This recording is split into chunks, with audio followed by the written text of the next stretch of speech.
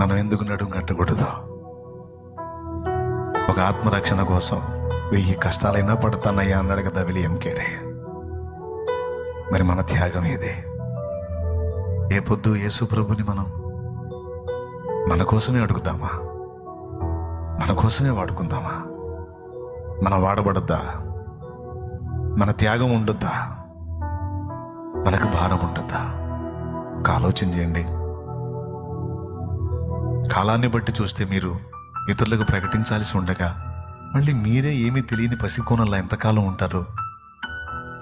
మీరు తెలుసుకోవాలి ఇంకా అని నిర్జీవ క్రియలను విడిచి మారు మనసు పొందుటయు అని మొదలుపెట్టి వివరాలు చెప్పాడు. ప్రభు చిత్తమైతే అవన్నీ ఒకటొకటిగా నేను వర్ణిస్తాను. ఈరోజైతే నేను ఎందుకు ప్రకటించాలి, నేను ఎందుకు ఆత్మను రక్షించాలి, నేను సేవ ఎందుకు చేయాలి అనే ఒక ప్రశ్నకి జవాబు చెప్పాను ఇప్పటిదాకా.